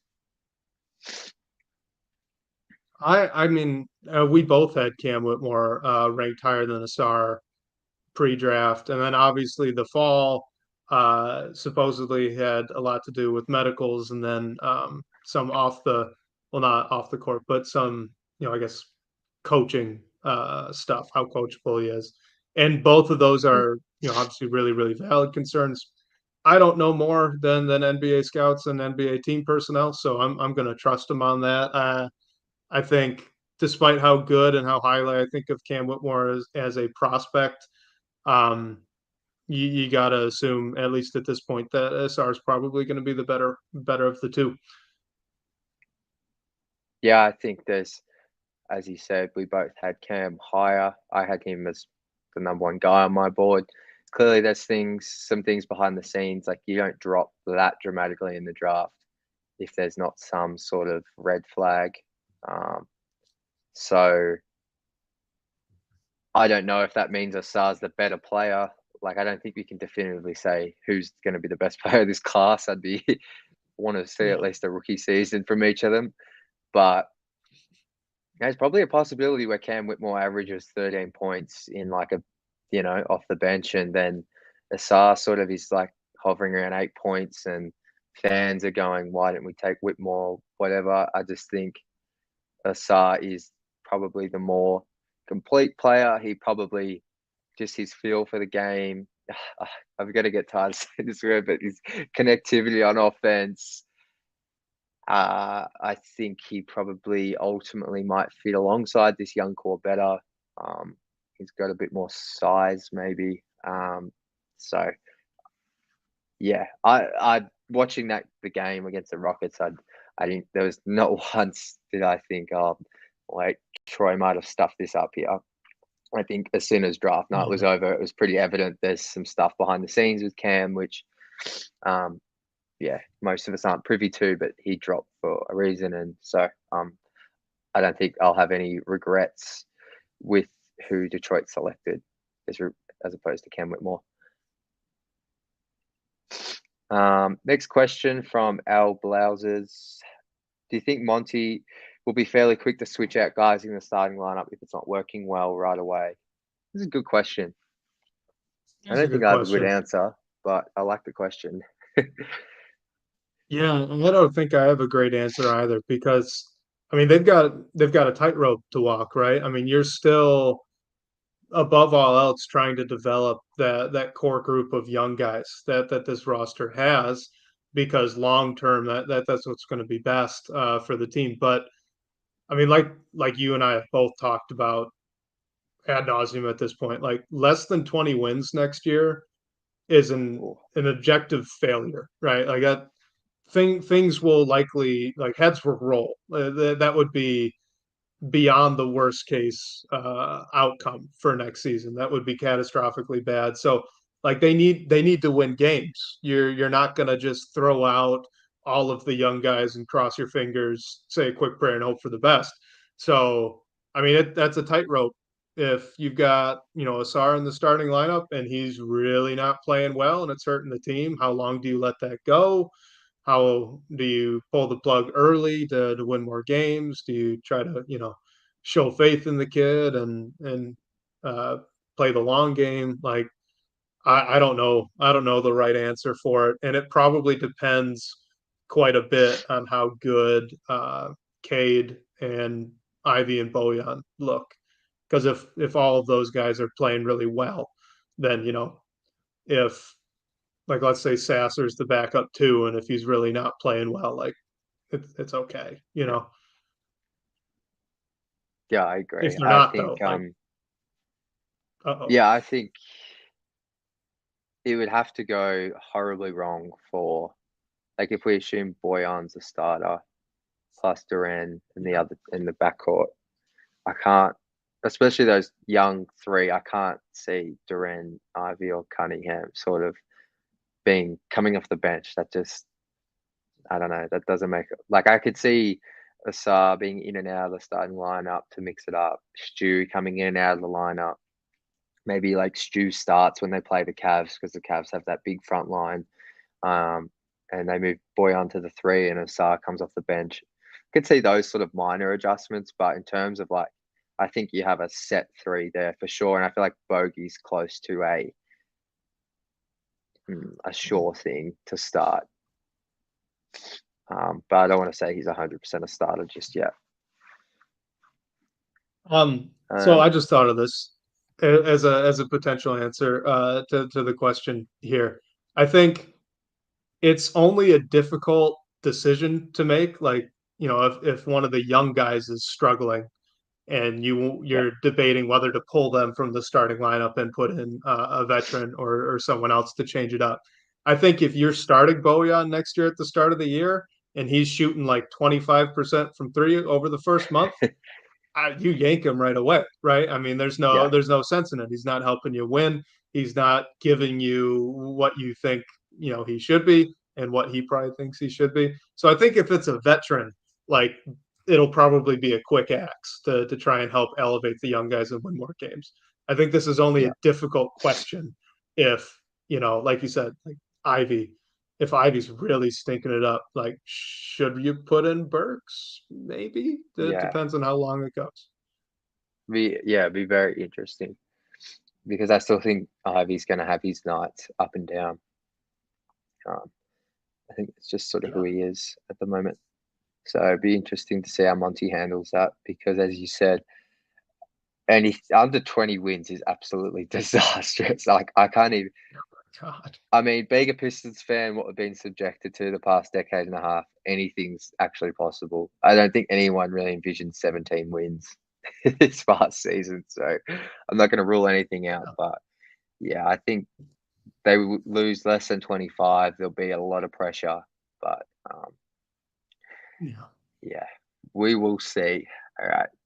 Man, we've still got a lot of questions. Thank you, everyone, for all the questions. We appreciate the participation. Next one here from Ain't Nothing Better Than Being a Big Cheese, being the big cheese. Who will shoot better from It's three gonna this year, crack me Kate or up. Ivy? I'm going to say Ivy It's because not I a think bad he'll get more answer. catch and shoot looks. Yeah. And that's always going to be an anchor to Cade's percentage, right? I mean, he's just not going to get a ton of easy, open catch and shoot looks. He's going to Yeah, be on a pretty healthy diet of self-created 3-point attempts. Um, yeah, no, I think if everything goes like according to plan, I think it should be Jade Ivey for the exact yeah. reason you said. And he shot Well, really well on catch and shoot attempts last year. So fingers crossed that I think it could be him. especially like no shade to Jaden, but from what we saw at Summer League, like I want the ball in Cade's hands as much as possible if he's on the court. I just think I think Jaden's more suited to be a score first guy. He can continue to grow as a distributor, but if he's sharing the court with Cade, yeah, I think Cade's gonna have the ball in his hands. Especially Monty Agreed. Williams has had Chris Paul as his point guard, and I know he's also had Devin Booker on the team, but yeah, I think Monty Williams has a fair idea of how he wants to use Cade Cunningham. I think it's going to involve a lot of pick and roll with Cade, sort of at the top of the key, making decisions.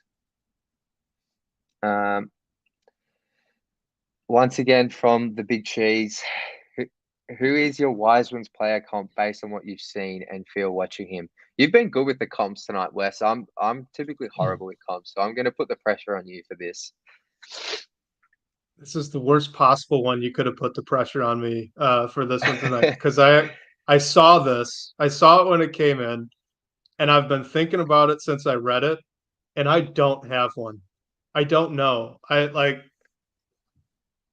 I guess name a solid backup five who can score and be a good lob threat and play okay defense. Like that, I think that's your player comp. It's certainly not Chris Bosh anymore. Like that, I think that Yeah. ship has sailed. It's gone. It's not Well, happening. I've got But one. I got a comp. Marvin Bagley. he's so much bigger and stronger than I know, Bagley, I'm just though. joking. I'm joking, but sometimes No, they you look said it, and very I was like similar. actually thought about it. Yeah, like Maybe. just like they physically they are different in how they look, and defensively, I think Wiseman's capable of some more. But I don't know. Well, Bagley might be a bit of a better rebound. Oh yeah, Irwin's got it as well. But yeah, I struggle because yeah, the Chris Bosh one that's obviously from when he was coming out of high school and college. Yeah, I it's think that gone. ship sailed, and they don't even really remind me that much of each other now in the way Wise plays. But I'm thinking of Miami Chris Bosh. I can't really think back to Raptors Chris Bosh, so that's a bit harder for me to remember. Um, it's tricky. I don't know. His shot sort of reminds me of Lamar Odom's, but that's got nothing to do with the play style. Yeah, I could see that with the Like, form. Yeah. yeah, like it's different, but I don't know. Yeah, I don't have an answer. Sorry, Big Cheese. It's a great question though. Yeah. You stumped us both um, on that one. yeah. Next one from Shannon. Who has the highest ceiling, Jaden or Asar, and how is each fit next to Cade? Another good question. Yeah, that's a really good question.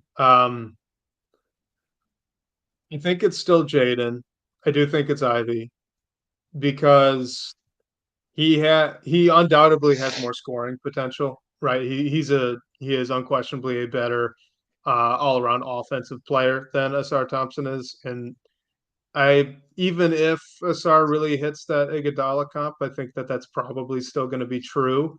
The swing here is the defense, right? Can Asar Thompson's defensive potential kind of make up for that gap?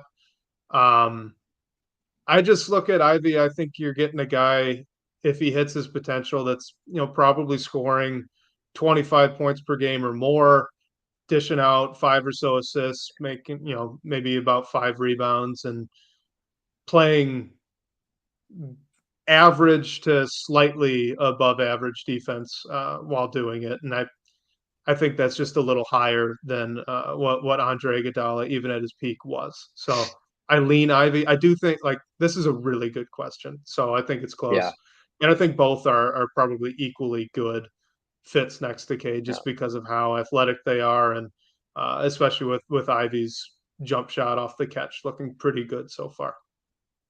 yeah.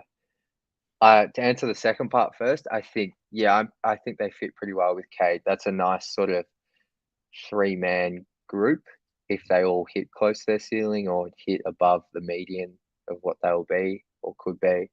Um, I still think you're right. Jaden has the highest ceiling because I think as much as we love to look at defense and the little things and stuff in the stat sheet, scoring points and doing it in an efficient manner, I have much more faith Yeah. in Jaden doing that.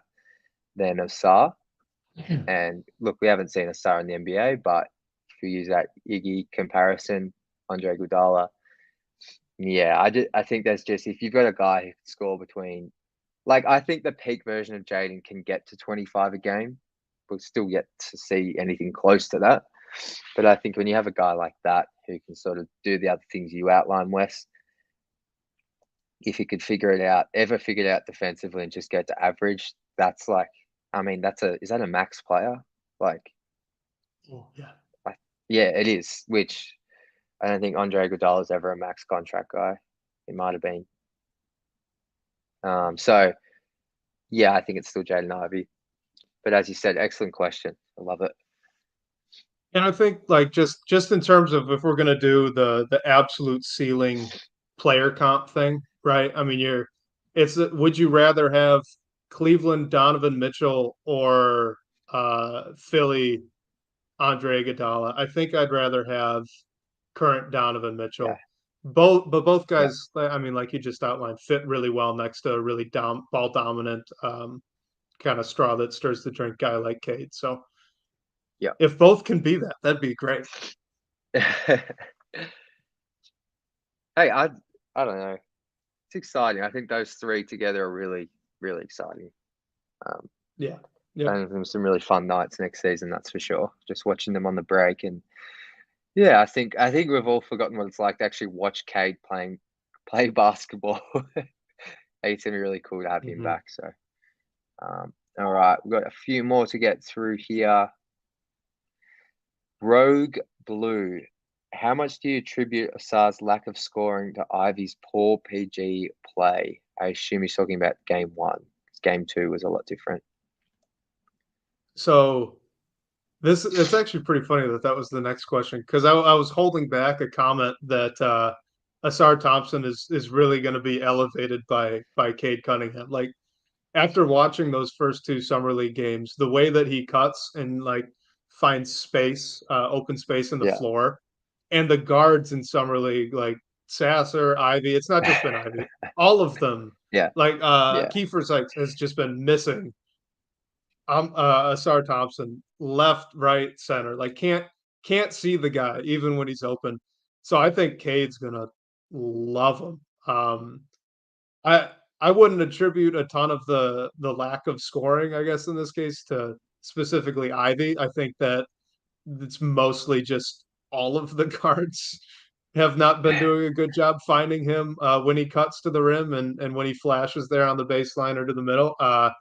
But Cade's going to. Cade Cunningham and Yeah. Monte Morris are both going to, and they're going to love it. So I think it'll be a lot of fun. He'll have probably a surprising amount of dunkers spot dunks next season.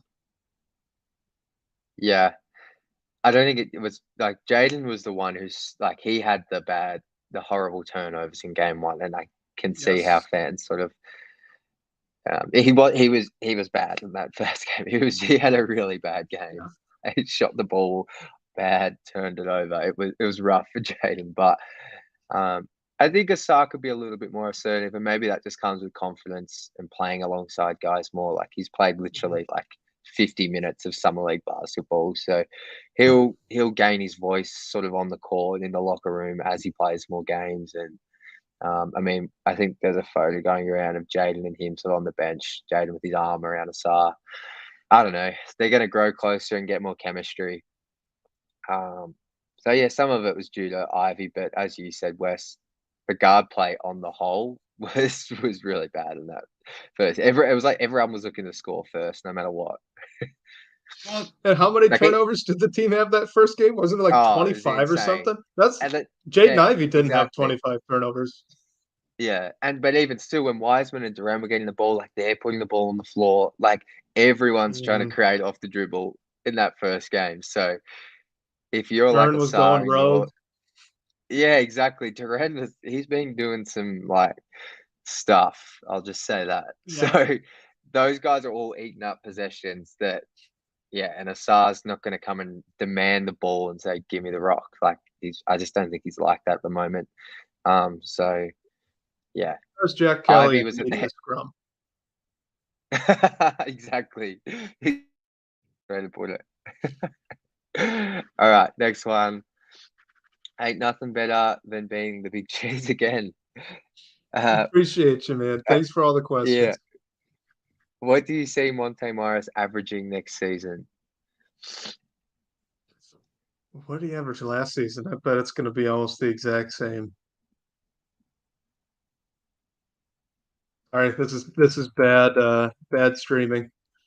I'm just I'm gonna let looking me it have up a right guess of now. what he averaged last season. I feel like he might have All averaged right, go like for it. I got it up. I, on the Wizards, I'm gonna say he averaged 9.5 points and like 4.6 assists. So, with the Wizards now, granted, he started all but one game. This was 10.3 points, 5.3 assists, 3.4 Oof. rebounds. Shot 38% from three and 48% from the floor. So real efficient. I think the more interesting number are the two What's it? years with or sorry, the 1 year with Denver where he got a ton of minutes but didn't start. Or no, I was right the first time. Yeah, 2 years. So his third year in the league, it was 9 points, 3.5 assists, 2 rebounds. His fourth year in the league was 10 points, 3 assists, yeah, 2 rebounds again. Both of those were about 22 and 25 minutes played, all off the bench or almost all off the yeah. bench. I think you're looking at that. I think you can I think expect that's that. about Yeah. where it's going to be. The best thing with Monte, can you just read out his career turnovers per game? It's got to be Yeah, it's like fun to look at, isn't it? one or less. Like he does Yeah. not turn the ball over. And we were just talking about turnovers in that first game. Like he's known as like the assist to turnover god. Maybe after CP3, but in terms of six men or backup point And guard, like Tyus he's Jones. yeah. All right, you ready Um, for it, Jay? I have to preface this too, because this makes it more impressive. He averages 25.6 minutes per game, yeah. zero point 0.8 turnovers a night That is for his like career. Not even everyone one. watching and listening. I know we've got some people in here who know their basketball. Like that is nuts. That is insane. That is like think about all the games last year where Cade turned it over, Jaden had a high turnover game, and then Killian would come in and have a high turnover game. No shade to those guys, they're young players.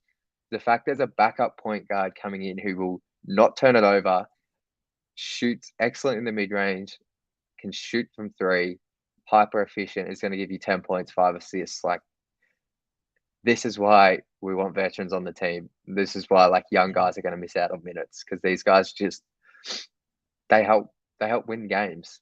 Like that, I can't believe that number. I thought it was going to be around 1.1. So Well, and that's and Jack, insane. actually, I mean, I got to tell you, he had by his standards, last year and the year before were bad years for him on turnovers because he was starting, so he was playing about four more minutes a night than usual, and he averaged Yeah. exactly one turnover So both seasons as a starter, he's on the. getting almost 30 minutes a game. He'll probably come to Detroit and average 3 turnovers. Right? Yeah, we've jinxed it. We've screwed it up We've for gotten too everyone. I'm excited sorry. about this, but yeah, I can't wait to watch him. Just a real steadying presence is going to be awesome. I feel like there's a maybe not at the center position, but there's a steadying presence at each position now. You got Burks, Monte, Harris, and Bogey. I think yeah, it'll really help. Agreed. I think we've already answered this one, but um, do you guys think Asar should start? Yes. I think the short answer is yes. He's the number 5 overall pick. The team is heavily invested in his future. And not only just his future, right, but the future of him paired with the other three core guys, Cade Cunningham, Jaden Ivey, Jalen Duren. I would assume that they would think it's incredibly important that that group of four plays a lot of minutes together next season. Win or lose, I mean, long term, you need them to gel. And gosh, I mean, Cade, Ivy, and Duren haven't played hardly any minutes together, right? Even on that end. So it's not like there's a really strong set of chemistry and organization between three guys, and now you're tossing Asar in. Like this is very much a blank slate. They're all very new to each other. I think you ought to just kind of throw it out there and see what happens and try to support it the best you can with the rest of the rotation. But yeah, I think Asar really should be starting. Yeah, I think I hit on it earlier.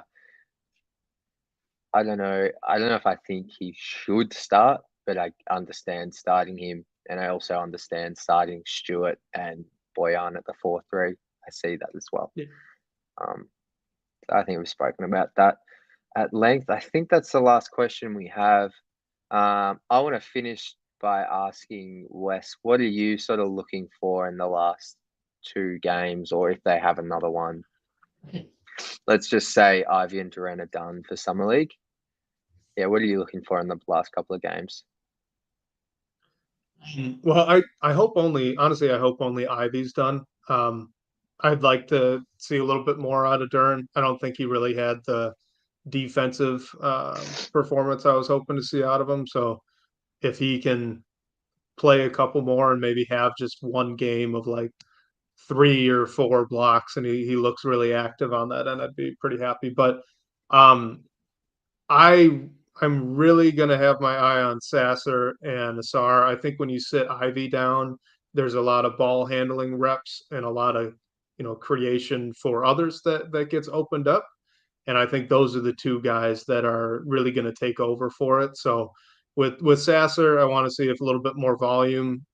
Maybe that helps him get into a rhythm. That'd be nice to see. Just for him, this is his first NBA level experience. So if he can start hitting some shots, that'd be good for the confidence.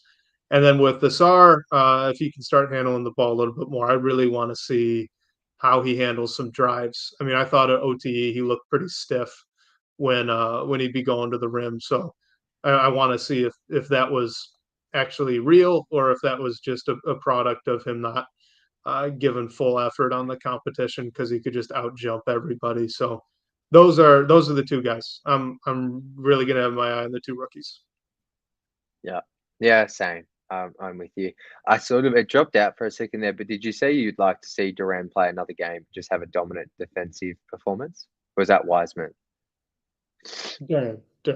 Yeah. I Okay. just I, Yeah. I was really hoping in summer league he'd come in and he'd be, you know, 2, 3 blocks a night, look really engaged, communicating and taking a step to being that type of anchor player. And he really just hasn't. I've actually been more impressed Yeah. with Wiseman's rotations than I have him. So Well, that I'd like to see him keep going. yeah, I think I pretty much want to see the same things as you. So maybe we'll finish on this because this is I've seen a lot of discussion about this, particularly after the first game. Um, where are you at with that two big lineup of Wiseman and Duran? I'll just quickly lay out my thoughts. I've said them in the recap videos after the second game. Like, I personally don't see it. I don't see that happening in the regular season. I think we see two big lineups with Isaiah Stewart at the 4, but I don't think it will be those two. I think sometimes fans see the box score that those two put out in each game and think, oh, well, they're working together, and I get that. But when you're actually watching it, like watching Wiseman defend Jabari Smith at the point of attack, like I think Wiseman just needs to be like as close to the rim as possible with having to not worry about what's behind him or what's going on around him. Like I just think both of those guys are centers. I just don't see them as like anything else but pure fives. Like I yeah, I just that's where I'm at. I think that lineup is just a product of summer league and trying things. I would be personally shocked if we saw that in the regular season. Wiseman and Durant. Where are you at with that? Well, I think in general the lineup in the summer league is more a product of Isaiah Livers not being there than anything else. I would expect probably Wiseman was going to come off the bench and Livers was going to be the starting four there. I mean, unless they were going to bring Sasser off the bench and play Asar at the 2. Um, But so I mean that's all just speculation. Just in terms of how it could work, if it ever was going to, you need one of them to be able to shoot, and you need, like you said, you need to be playing Duran more as the four defensively, and Wiseman more of the four offensively. So it'd be creative. I'm with you. I don't really think it's going to work. There's a path that it could, but like I said, I mean, someone's going to have to shoot. Someone's going to have to figure out how to drive to the rim and finish.